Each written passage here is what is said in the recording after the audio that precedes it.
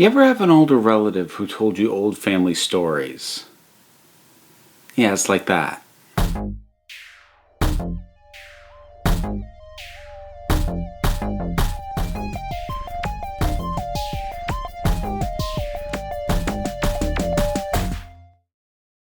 So, folks, this is a patron-sponsored review, and this is a film that I had a very vague awareness of. I think insofar as, I remember seeing trailers for it, in the now available on home video segments in front of stuff that, I rented from the video store, because I'm old, and I grew up with video stores.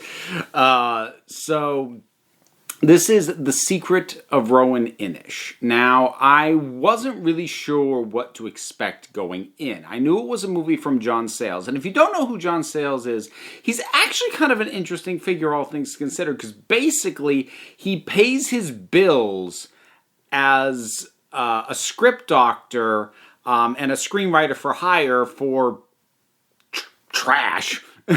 The man writes a lot of not great films or punches up a lot of scripts for not great films. But that's what pays his bills, and then it allows him the ability to make small, offbeat, personal, probably not going to make their money back little film projects that he directs. This being one of those.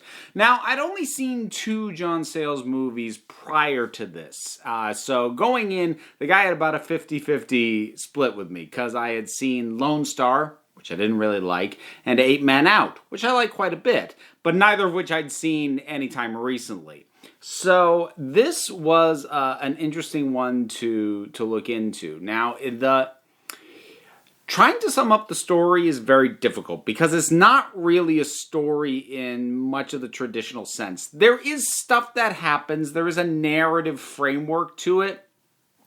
But that's not really the point. I don't want to overstress this. This isn't like trying to be a lyrical film like something from Terrence Malick or anything like that.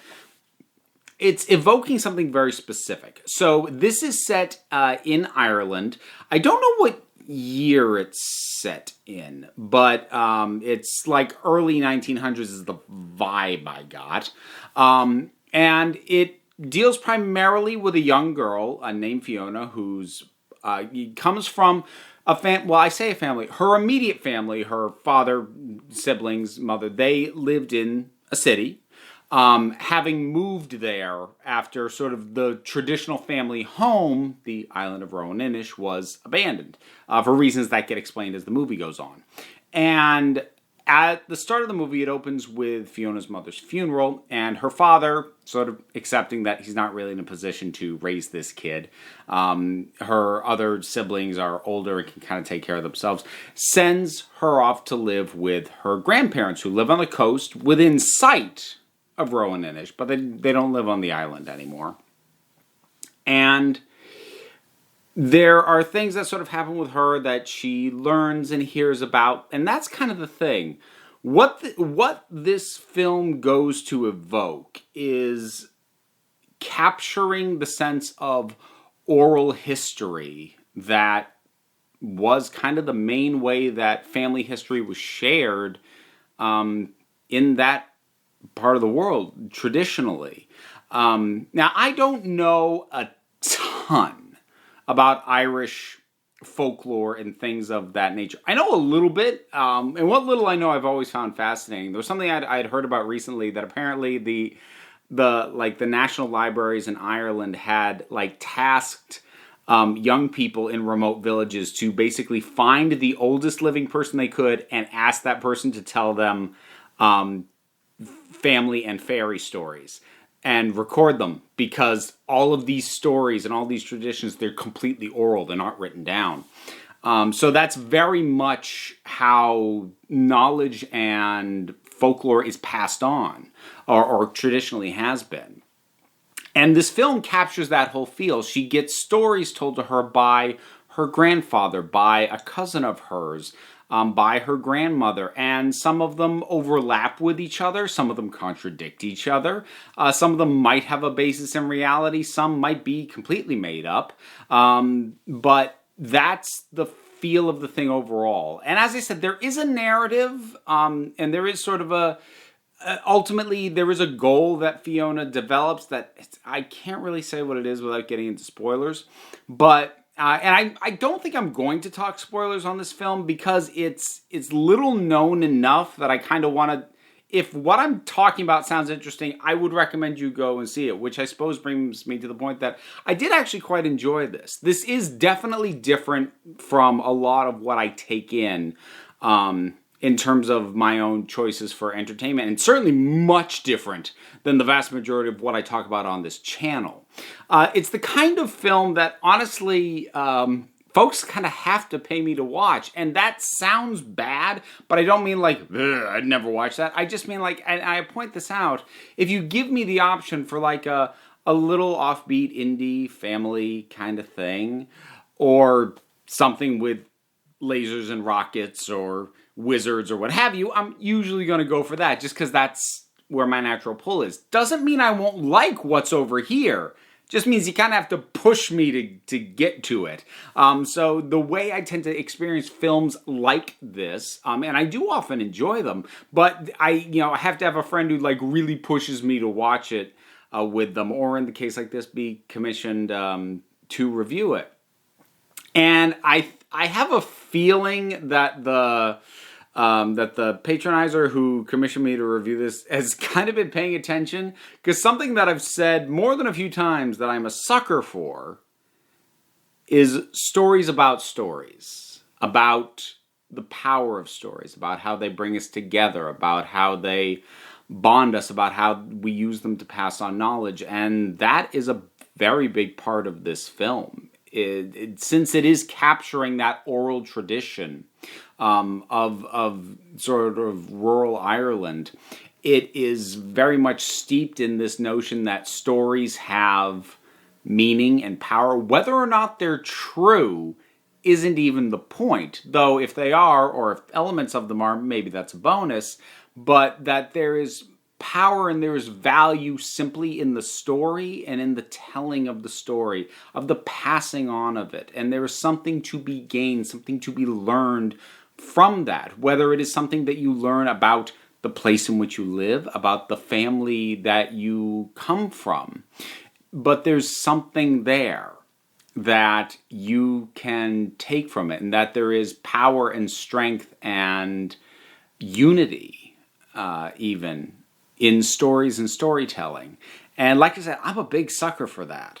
I love stories about stories, especially when they're done well, because at their worst, those kinds of things can end up being pretentious and can end up being like, authors kind of patting themselves on the back, being like, yes, we storytellers are awesome. And that's how you get Lady in the Water, which honestly, I'm also softer on than most people are, but still acknowledge self-indulgent as heck. But here, it's because it feels so authentic to the time period and the type of life it is trying to evoke, it never comes across as pretentious. Also, love the music in this. I really like traditional Irish and also Scottish music. I love the pipes. I love things like that, and the music is very much evocative of that. So that was really nice for me to experience as well. Overall, the whole thing, it just gave me a very nice feeling. I was gonna say it's not the deepest thing in the world. It does have depth to it, but it doesn't have a core message. At least, not that I picked up. It's not trying to drive home a specific point. It's just seeking to kind of immerse you in this way of interacting, of this way of sharing your history and your beliefs and what's important to you with other people, or having them share it with you. If I was going to make any criticism, the one thing I would say is there are times in which the dialogue comes across as a bit stiff and a bit stilted. I don't know if it's actually fair to criticize that, though, because I honestly don't know whether or not that is accurate to the ways of talking of these kinds of people at the time period in which it's set. I don't know. It may be authentic for them to be talking the way that they are. It may not. Regardless, either way, it does come across as a little stilted and a little stiff sometimes. If I were to sort of no-prize it, I would say I maybe chalk that up to the fact that certainly the older characters, like the grandparents, English, maybe not a second language, but it's not their only language. They would also speak Celtic or traditional Irish. Not that they do very much in this film, because they established very early on that Fiona doesn't, so they don't speak to her with that. But it's very clear that they know that. So I guess I can kind of chalk it up to that. The film just left me feeling very nice. And I'm actually going to make a comparison, which is maybe weird, but I'm just going to do it anyway. It's also probably pretty unique to me. But for some reason, this just stuck in my head as the film was kind of wrapping up. There's a podcaster that I listen to, a gentleman by the name of Andrew Leyland. He has a number of podcast projects, but his personal one, the one that he does whatever he wants, and it's only him. It's called The Palace of Glittering Delights. And he ends each episode by saying, everything's going to be all right. And there's something whenever I hear him say that, it just gives me a very, yeah, okay, feeling. And I got that same feeling from this film. So that was just really nice. Plus, the setting is gorgeous. It's not shot in a particularly showy way. With a more budget, I'm sure it could have been shot in a way to really show off the landscape. But it's shot very matter-of-factly, but it's still a gorgeous landscape. Lots of seals in it.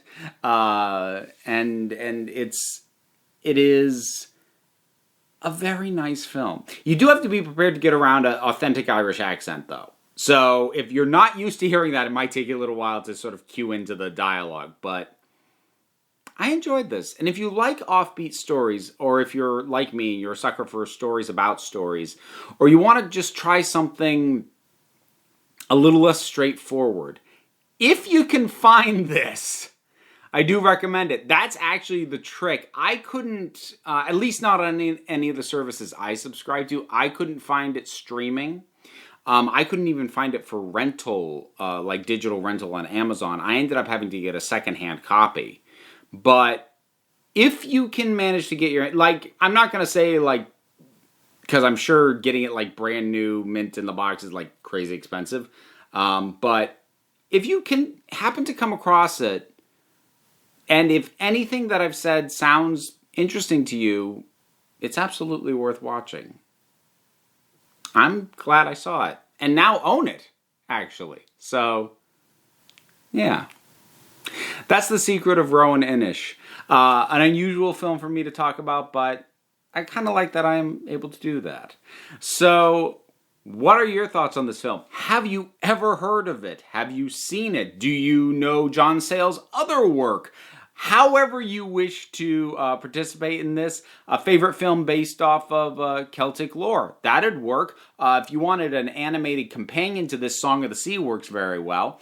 So whatever your thoughts are on anything vaguely related to anything I've just said, drop something down in the comments. Let's talk about it. There's a bunch of stuff down there to do as well. There's the Patreon, which, as I said, was how this review was sponsored. But there are plenty of other tiers of support.